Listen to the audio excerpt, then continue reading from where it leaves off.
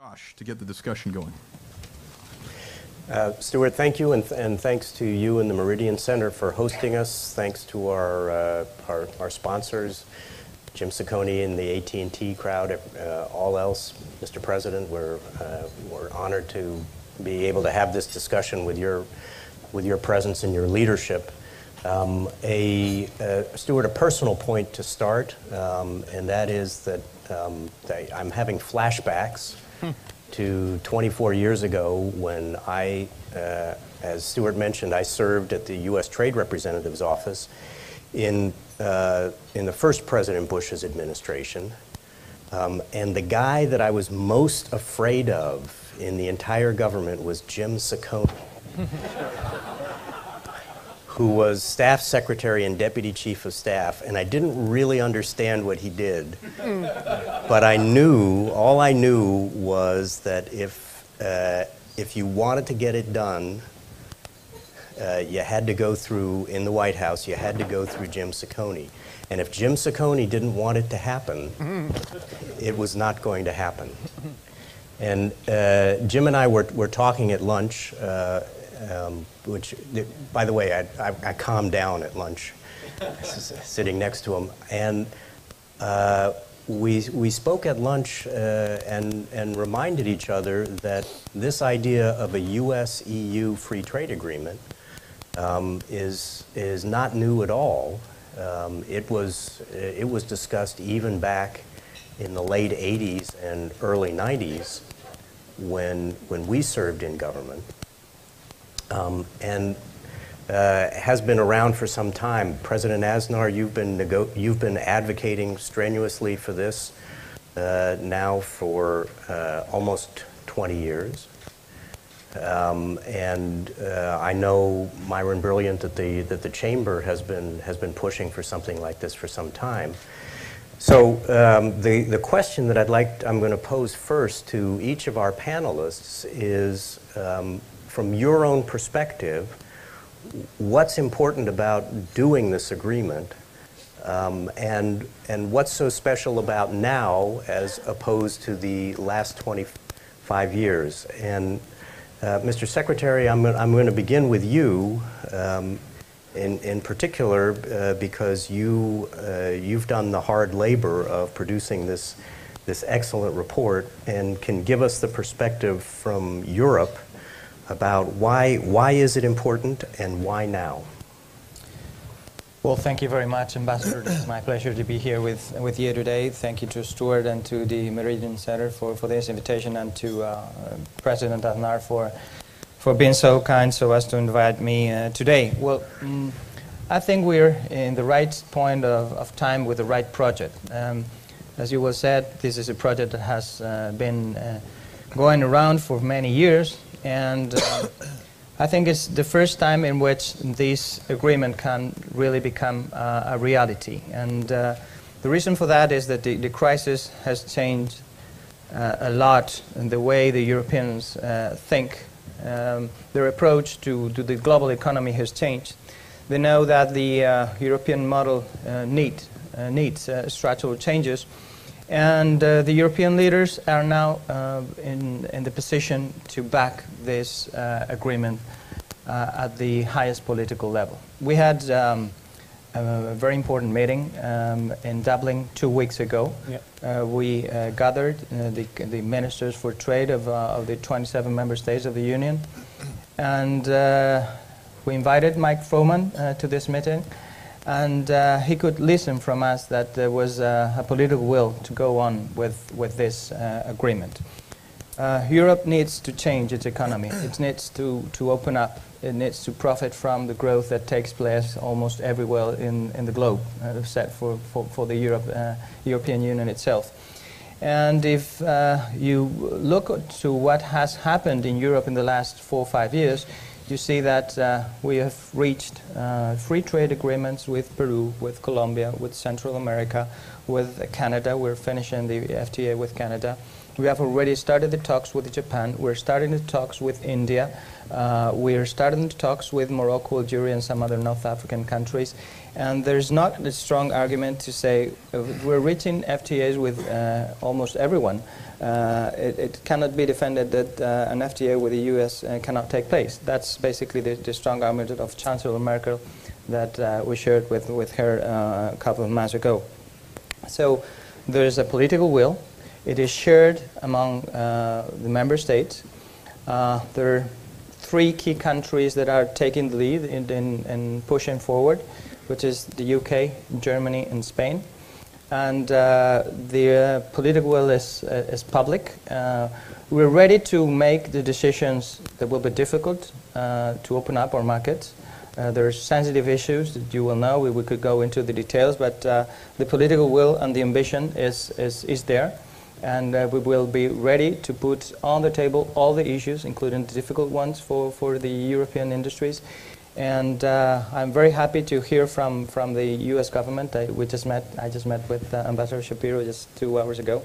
That there's the political will from the U.S. side. So there will be difficulties in particular areas. I would name cultural issues, audiovisual services. But I think that it cannot be sufficient to stop this agreement succeeding. I will finish by highlighting that this is much more than a technical issue. This is much more than a technical initiative. I wrote this book with Joe Quinlan, who used to be a fellow of the Center for Transatlantic Relations. I know him since 2005. We wrote a previous book in 2006 about this issue as well. And at that time, it was very difficult. Things have changed a lot. But the important thing is not to write 250 pages on how to remove barriers and obstacles in this market or another market. The important thing is that we have a political ambition and the political will to strengthen the Atlantic economy and to integrate our economies much more than what we have right now. It's a strategic goal to create, for example, global standards.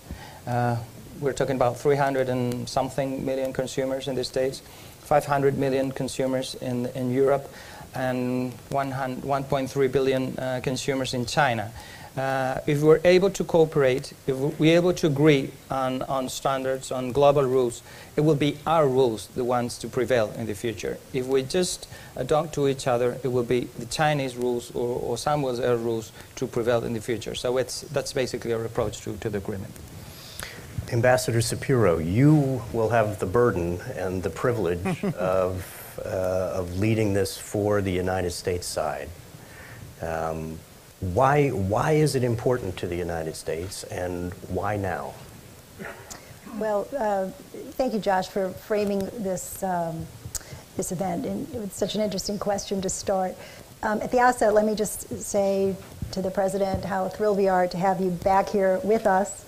I enjoyed your speech very much, and it was, particularly appreciated the vision, the strategic vision that you laid out. And Stuart and Jim and everyone who put this together, really it's a pleasure to be here. This is a great question. As you said, it's not as if no one has thought of this before. Indeed, many of us have looked at this question over the years. Furthermore, people are often surprised to learn that we don't actually have a trade agreement with Europe because we have such a tremendous trade and investment partnership. I mean, you all know the statistics. Together, we constitute over a third of global trade, about a half of global GDP. So the fact that we have this relationship without an agreement is, in and of itself, somewhat of a surprise to folks. The reason why this is so important to do now is an appreciation by both sides that we are past the time for not looking at every possible opportunity to create more jobs, to harness greater economic growth on both sides, and to maintain our global competitiveness. We've each come to the conclusion, I think independently, but also as a result of the intense work we have done already together, that we stand to gain more together than we do apart. So while the announcement was made by the President in February in a State of the Union address, as many of you know, the work started much earlier. It was more than a year before that that President Obama, President Van Rompuy, and President Barroso decided to launch a high-level working group on jobs and growth, specifically to look at the question of what more we could do together. As good as the relationship is, both sides felt that there was more that we could do. And that announcement, the creation of the high-level working group, was preceded by work more independently on both sides looking at this very question. So we have laid the groundwork in a way that we hope will lay the foundation, Congress willing, for us to launch what will be a successful negotiation. I think also the economics, the challenges that both economies are facing is, of course, a highly motivating factor. We're fortunate that our unemployment rate is trending downward, but it's still above 7%, which is unacceptably high. And again, we want to make sure that we're not leaving opportunities on the table to create more growth and to support more jobs here at home. Europe feels similarly, different unemployment rates in different countries, but a general focus on what more they can do. So I think the table is set. We're in a listing mode right now in terms of our preparations for launch. We have formally notified Congress that we would like to launch. We are consulting intensively with staff on the Hill. We're hearing from our stakeholders what would they like to see in agreement, so we can define our objectives and then sometime during the summer be able to start our work. Former Congressman Cliff Stearns, Ambassador Shapiro used an interesting phrase just now, Congress willing. You gave great and distinguished service in the Congress for many years. You were around for NAFTA and CAFTA. I was. And endured some of the toughest political wars, at least on the economic side, that the U.S. Congress has seen in modern times. Is the environment right in a political sense for the United States to take this up? Well, Josh, I'll be a little more candid here. Perhaps I'm no longer a member of Congress, so I can speak a little more freely. So I won't be quoted in my hometown press. But I want to thank the Meridian Center for this opportunity to speak. And Saccone has been in my office many times, and it's now to see on the other side of the aisle that I'm going to be meeting with him tomorrow. So it's interesting to see him here today and to thank him for his sponsorship. Joshua, what is needed is political leadership here. When CAFTA came to under George W., there were not the votes for CAFTA. And the president lobbied hard, and he brought 4 of us down to the Oval Office for an afternoon, including Hal Rogers, who's now chairman of the Appropriations Committee. And all of us went into that room not wanting to vote for CAFTA. And we had felt as our party that it was a little difficult, and of course we felt that the president needed this vote because he made a real strong bind with the president of Colombia, and he had established close personal relationships. And so we were all sensitive to that, and he made the case. After the meeting, it looked like everybody was in support of it, and I was still on the fence. So he asked me to stand back, and he wanted to talk to me some more. Well, you can obviously understand if the President of the United States is talking to you personally in the Oval Office and asks you eyeball to eyeball that he wants your vote, you know what you're going to say, and you're going to say yes. And it was interesting. Many of you know how effulgent he is. He grabbed me and squeezed me and kissed me on the cheek. It was really a remarkable experience. So anyway, you're lucky it wasn't lips. Yes. What I'm saying to Marion and everybody else here, what you need is a president that's proactive, who's willing to go to the Democrats and Republicans and bring them into the Oval Office and start the lobby work. Now, as I understand it, Marion, we don't have a Trade Promotional Authority yet, has not passed Congress. So think of that the president and Marion and everybody is out there negotiating without Congress even providing the Trade Promotional Authority, which is really is extremely important, because when you put that bill on the House floor, you don't want any amendments. You don't want any Buy America amendments, which so often, you know, these groups will put on, particularly the Tea Party will try to do from our side, on the Republican side.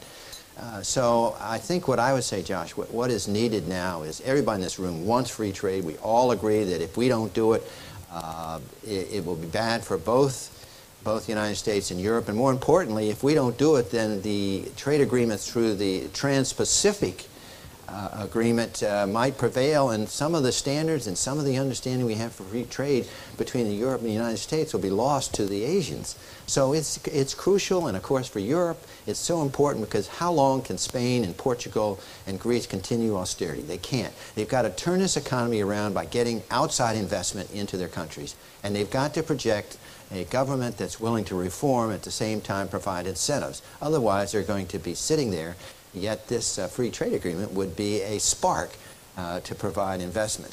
So I think, Josh, what my message is, the President of the United States has to set the agenda and be proactive here, and I don't necessarily see him being proactive at this point. All the people, Marion, I think you've been at this for 19, 20 months, and that's a credit to you and everybody else, but I'm just telling you, as 24 years as a congressman, plus the Speaker appointed me chairman of the European Transatlantic Dialogue. I was a point person dealing with the European Union. I'd go there with about 12 members of Congress to Budapest or to Copenhagen, and then I'd bring them back here. We'd go to San Francisco or and we would sit down with 30 members of Congress. We would talk trade, and we saw how difficult it was with agriculture. We saw how difficult it was across the board for different things. But we felt, and both of us felt, Europe and the United States, that we could come up with an agreement. And so I think the time is ripe. We should do it. But the thing I would say is that both congressional leadership is needed, as well as presidential political leadership.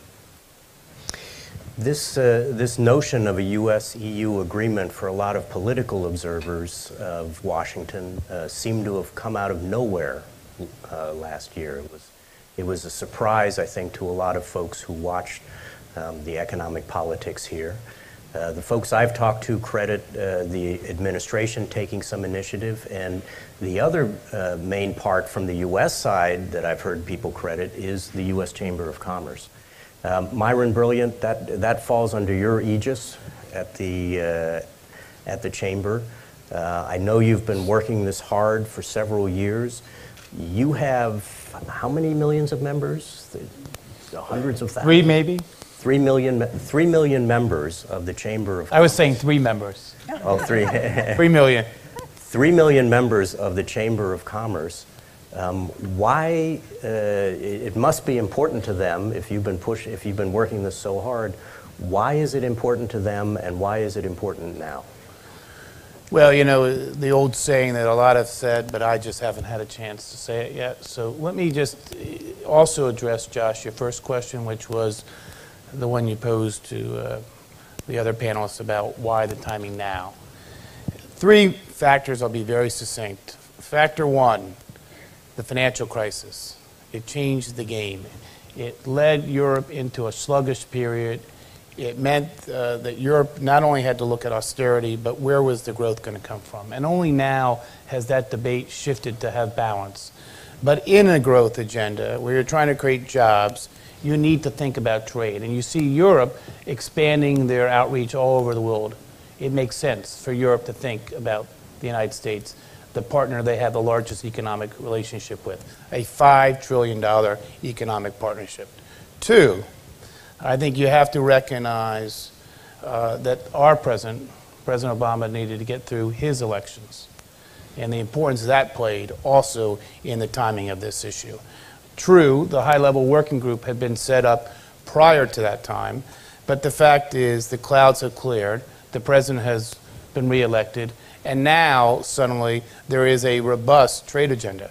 And by the way, this is the crown jewel, or certainly one of the most important pieces. But it's not the only thing we're talking about. We're talking about trying to finish up the Trans-Pacific Partnership and the importance of that, and Japan now entering that. We're talking about TISA. By the way, these all have T's to begin with. International Services Agreement, in which the Europe and the United States, again, are partnering to try to open up and liberalize services around the world. Third, we're talking about the Trade Promotion Authority and the importance of that. And suddenly the administration is beginning to have that dialogue, and Senator Baucus, soon to be outgoing Senator Baucus, but Senator Baucus, chairman of the Finance Committee, is talking that we should have a bill on the table for discussion in June. Not finished, but for discussion. The 4 Ts. This is certainly a critical part of the overall trade agenda. But I think the clouds have cleared because the president also has the ability now to look forward. Finally, final factor which has not been raised, which I will raise, is the impasse in the Doha round. Let's not overlook the importance of that. The fact that the Doha round did have an impasse, and whether you blame Europe and the United States or whether you blame India, Brazil, China, and others, the fact is that we, in the absence of multilateral round, where everyone is moving forward towards bilateral and regional initiatives, and where we're suddenly seeing pieces of the multilateral agenda move forward, this makes a lot of sense. Potentially setting the high standards for the rest of the world to follow and incorporate as we get into multilateral and regional arrangements. Let's not forget that we're not only looking at tariff elimination, which we have assessed would have, at a minimum, $180 billion of economic impact on GDP between Europe and the United States over 5 years, at least according to a study that we commissioned that was done by a Swedish think tank. But if you deal with regulatory issues, if you deal with investment restrictions, if you deal with services, if you take on the farm issues, not all of them, but most of them, and you are comprehensive and ambitious enough, we're going to have a huge impact on our 2 economies, creating opportunities for job growth, opportunities for exports, and certainly opportunities for investment in each other's economies.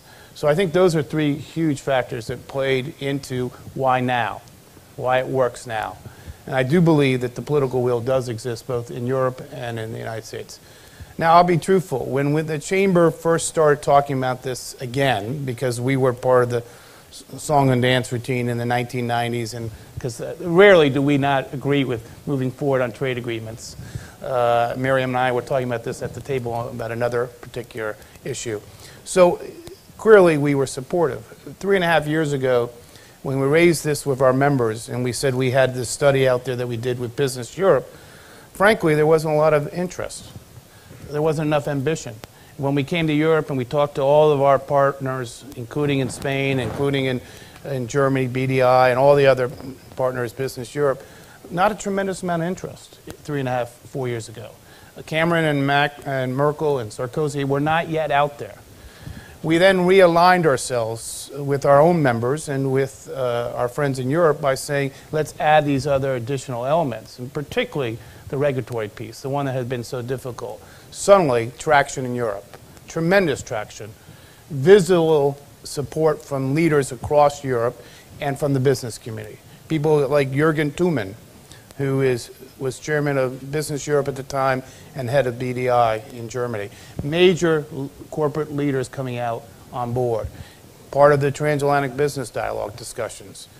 People didn't want to talk about chicken parts in the context of tech, the Transatlantic Economic Cooperation Forum. So this was a chance to do something bigger, bolder, and certainly the traction started to pick up. The administration showed, obviously, its interest once it was realizing that there was tremendous support from the U.S. community.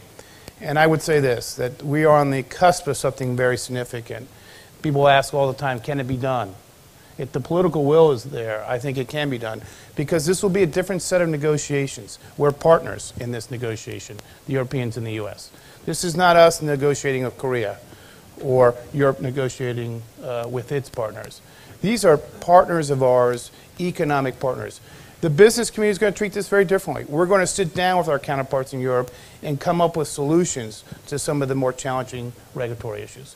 So I think the way we approach the negotiations will be fundamentally different than past negotiations, and I think that's very critical. Thank you. We're gonna have an opportunity for questions from the audience in just a few minutes, but I'm gonna take one more round myself here from the podium. But I have a question for everybody to start. What do we call this thing? The President Aznar used TAFTA. transatlantic free trade agreement, but I know the U.S. government ambassador has been using TTIP. What is there? Are we having our first inconsistency that needs to be resolved through negotiation? I don't think so. My understanding is that the book was begun about a year ago, and so at that time, that's what people assumed it would be called.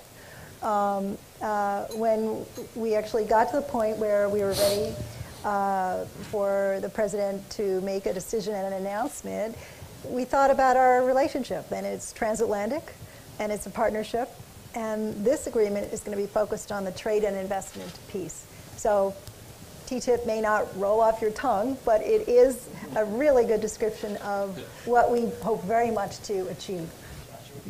Cliff, yeah. Commend the administration for doing TTIP, because politically, when you go back to Congress and you use something like CAFTA and NAFTA, then you bring up all the memories of NAFTA and CAFTA. So I think the administration is wise to use TTIP, because you're not talking just about trade, you're talking about investment. And so the image, it broadens it out. So I agree. I would recommend that everybody use TTIP, except because politically, back when you get to Congress, you start talking about CAFTA, NAFTA, and these kind of words, it rolls off the memories of the past. Well, that's what I suspected. Mr. Secretary, do we have agreement from the European side to go with TTIP? The official name is Transatlantic Trade and Investment Partnership, so I mean, there's no doubt at all. Okay, good. Just one little other note. We do have an acronym for the business community. That's BCTT, because we struggled as well. So it's called the Business Coalition for Transatlantic Trade. And we couldn't get investment in and make it easy. So BCTT is another piece of this.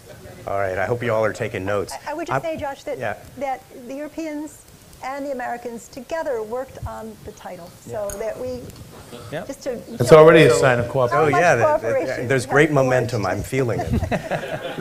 Mr. Secretary, let me drill in a little bit on the substance of the agreement. The traditional subjects of trade negotiations. Although, as Myron pointed out, there are still substantial trade barriers in traditional tariffs and so on. But the traditional barriers between the U.S. and Europe are relatively low at this point. What from the European side are the most important things to achieve in this agreement that we do not now already have?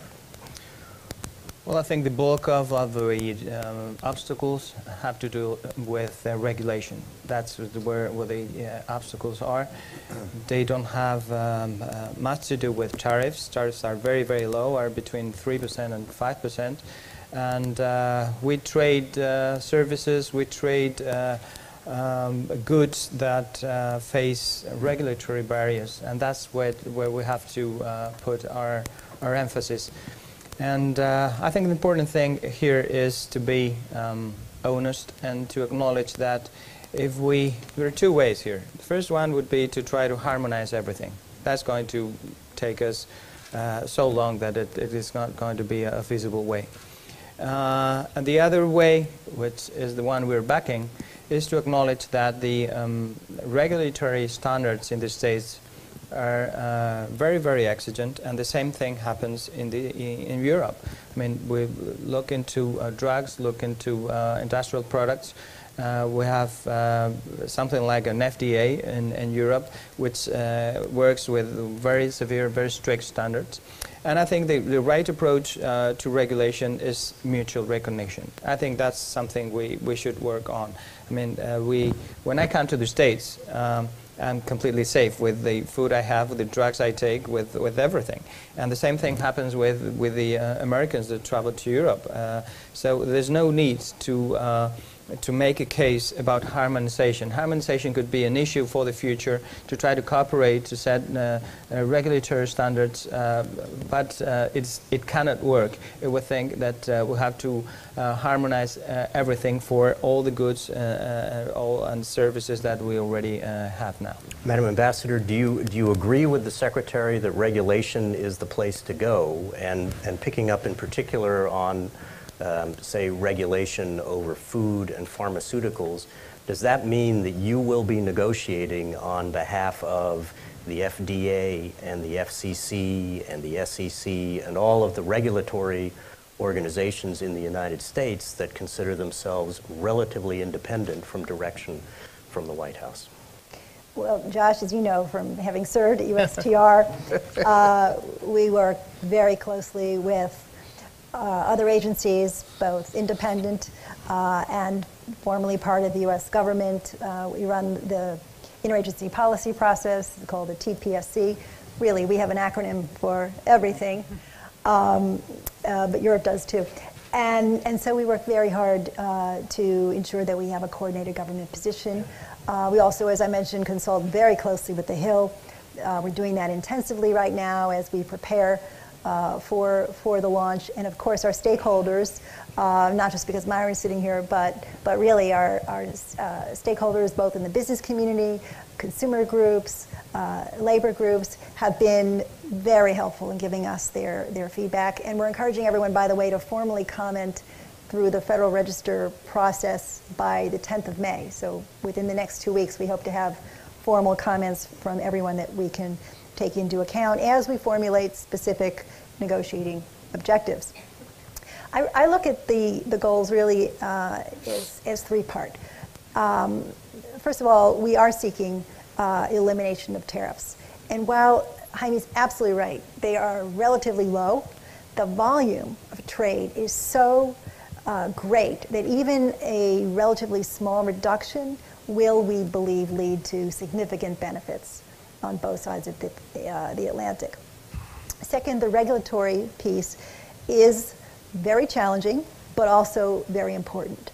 We both see real, serious potential benefits to trying to do a better job of working together. Now, there are many different areas, so it's very hard to generalize, but to some extent, we might look at sectors. We also want to look at horizontal disciplines that will cut across sectors, because in some sense, if you get that piece right, then it makes more specific issues easier to address. We're also very committed to looking together at good regulatory practices, improving transparency, how we regulate, how do we do that, again, together more effectively in a way that helps both economies. And then last but not least, we're also both very committed to trying to address global challenges. And a number of these have emerged since you were in the trade world. But for example, localization measures that certain countries take to favor domestic intellectual property, domestic goods, domestic services, harm our companies, our farmers, our service providers. So how do we tackle those together as US-EU? State-owned enterprises, another really important area where both economies feel that it's important to agree on some ground rules. And then there may be partners that decide these are good rules, let's adopt them as well. So it's really a number of very important areas that we hope very much to address. And again, because of the groundwork that we laid with the European Commission and because of input that the Commission and we have gotten from member states, we have an agreed roadmap that we put out in the final report that came out in February that I'm sure some of you have seen. So there's a great deal of commonality. That said, there are some very difficult challenges. There's some reasons why this wasn't tried before. But the President and all of us are convinced that the time, if it's ever going to be right, for this kind of effort to really work is now. And so I think he made a bold decision in February. I think success is the only option here, so we have to continue to work really hard to be both ambitious and comprehensive. So I think that gives you a flavor of both the opportunity but also the challenge before us. Myron, unfair question, but our time is short. Top two objectives that the U.S. business community would like to see achieved in this agreement? Well, certainly at the top of the list has to be progress on regulatory issues. We're taking for granted almost that tariff issues can be dealt with not because they're easy, but because that's a necessity as a part of the agreement. So dealing not only with existing regulatory issues, but anticipating those areas where we can make progress. Mutual recognition of standards, I agree with you, is a key component. So we need to see across the board progress on regulatory issues. And then I think it's very, very important for this agreement to set the standards that the world will watch. And whether it's in intellectual property or SOEs or in other areas, we're all going to be interested in how we can work with the Europeans to set high standards that the rest of the world can also look to for governance in the world trading system. So I think I would put it in those two buckets. I'm leaving things out. There's a lot of other things. Services are very important, but that's part of that is regulatory as well. Good, thank you. Cliff Stearns, if this agreement founders politically in Congress, what will have caused it to founder? Well, it won't be because the business community is not behind it, and it won't be because both the United States officials and European officials aren't for it.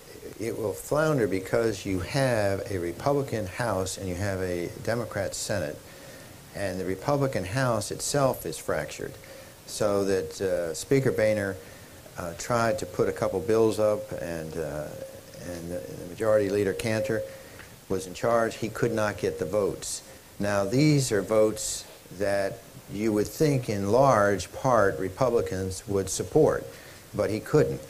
And so I'm saying, unless the political leadership comes from my party and the president to actually do what George W. Bush did, is to bring these folks in like myself and just kowtow them and say, listen, you're going to support this. If that leadership is not provided on the political, and that's in your book, you have a little chapter on political leadership, so I commend you.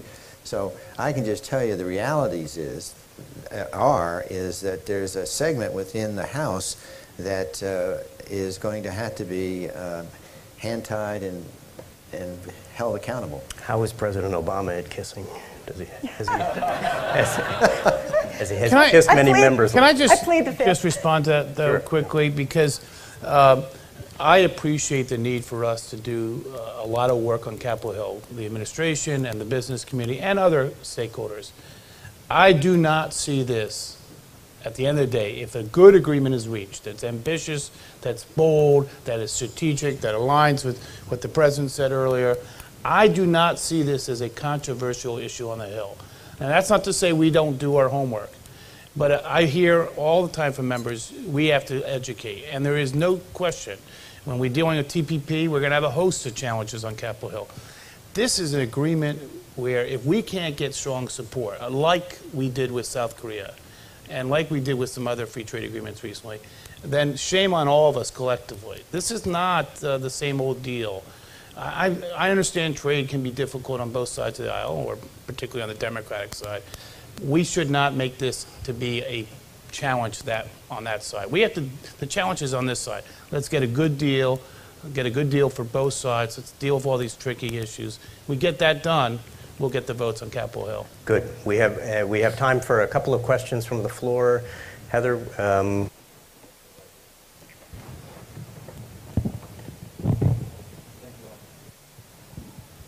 Hello, testing. There we go. Thank you all so much for your time. My name is Prescott Paulin with the Defense Innovation Network, and my question is for you, Madam Ambassador, based on one of Myron's touch points. It's of concern with how TTIP will influence the transfer of intellectual property and the recognition of patents between the international corporations on both sides of the fence. Thanks for that question. I mean, Myron mentioned just how important intellectual property rights are to the United States, and I think it's also fair to say to Europe. So this is certainly one of the questions that we are consulting with Congress on, and we want to hear from stakeholders about, is exactly what, should be the goals that we pursue in this negotiation with Europe. Let me also respond to Josh's point. I think it's very clear to everyone that the President is fully committed to this effort. It won't happen, though, without equally firm commitment, leadership, and, as the President said, determination on the European part. And I certainly sense that today at the outset. But what I hope is that this will continue. There will be difficult patches ahead. I can't tell you where exactly they'll be or when they'll be, but no doubt there will be ups and downs. And what's really important is to keep the leadership on both sides very engaged. To some extent, Europe, I think, has a larger challenge with 27 member states, 28 soon. And I know the Commission is working very hard to maintain common positions. But what's perhaps most important right now, because I'm sure people in the audience are thinking, what can we do? What can we do to help? Is both sides have this consultation period going on. So let us know, let the Commission know what stakeholders want to see. But also on our side, and there is tremendous support right now in Congress, and we want to keep that. What we have asked Congress for is flexibility to work with them to define our objectives more concretely now and also once we get going. So I think it's also important for Europe now to maintain their flexibility, to give both sides to give their negotiators the room and the creativity they'll need to devise solutions to problems that in the past have eluded such results. So it's a little bit longer answer perhaps, but I think it's a really important point to make. Okay. Yes, hi, Yes, Antoine Report. I represent the European Parliament in DC. There were talks about the fact that the Congress should give its assent. The European Parliament will certainly have to do the same, but my question is not about that. It's about the fact that the 850 million people, Europeans and Americans, who at the end will have to say something. I mean, how are the pro-TTIP people like us here in this room are going to wait for the anti-TTIP to inform the people about the bad things that the TTIP will bring them, or will we, the pro-TTIP, have a strategy of communication to everybody, our 800 million people, to show them that this agreement is not only good for the big business and have nothing against big business, but what will people get in terms of growth and jobs? I think this is really critical that we define a strategy and have high-level people to defend this already at the beginning and not wait that those who are against speak very, very clearly. Thank you. Interesting point. Let me invite Myron and then Cliff just to make a brief comment on that. Well, I think it helps when the President of the United States talks about it in the State of the Union. Let's start with that. I think it also helps when the leaders of Europe talk about their growth and jobs agenda and put this front and center. I don't think we can have better spokespeople than the President of our country talking about trade and talking to all the people. Obviously, the business community wants to be a part of that solution, and we want our friends on Capitol Hill. I do think there is bipartisan support at this stage out there as well, talking about it in their districts. I think you will find an increasing effort on the part of certainly the business community to use all channels of communication, not just traditional ones, but social media as well. But at this stage, it's unrealistic to think that everyone will be educated about what's going on between Europe and the United States. At the height of any FTA negotiation, when you're getting to the finish line, Josh, what do you think? Less than 1%, 1/10 of 1% of the American people know about an FTA? There was some poll done in South Korea, and because I was president of the U.S. Korea Business Council, I can tell you 89% recognition level in South Korea when the United States and South Korea was negotiating their FTA. At one point, I think it went over 90. In the United States, at the same time, it was less than 1%. A lot of people were confused whether we're doing it in North Korea or South Korea. So, I mean, I think we have a challenge in how we educate people about trade. That's a topic for another day. Yeah. We recognize the responsibility we have, though. Well, I wouldn't be surprised to learn that at the end of the day, TTIP is regarded as a consumer health product, rather than something else. Cliff, a brief response on that, because we're going to close shortly. I think it's true that most of the American people won't know about it during the negotiating stage, but I tell you, once it gets to the vote on the House floor, there'll be enough out there that members will have to step up and explain why they're voting for it or against it. They will not be able to remain under the wire. All right, and before Stuart retakes the podium, I'm going to do a quick lightning round for this group. and ask each of you to tell us, will the negotiation be successful? If so, what month and year? And when will it actually take effect? And Cliff, I'm going to begin with you. Well, I would say ultimately it will be successful. If we're able to negotiate a free trade agreement with Colombia, certainly we should be able to do it with the European Union. So I think it will be successful. I think, though, the President probably has enough on his plate right now. I think it's at least a year out. And one thing, Joshua, is not mentioned, we want to have free trade with data, too.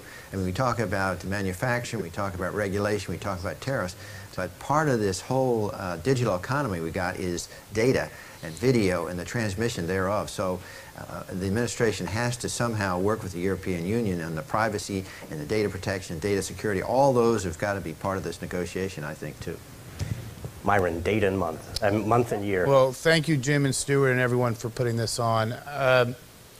Look, internally at the Chamber, we're betting on all these, which one comes out first of all the 4 or 5 outstanding. Off record, Jim, I see, is here, and others. I'm going to say that off record, yeah, just between 100 of us, that right we're here. going to continue to advocate for a quick and expedited negotiation. But I see the midterm elections in 2014. I see a very contested House and potentially a more contested Senate. And so I'm guessing that we get through the midterms before this is actually taken up in the Congress. Madam Ambassador, unfair question.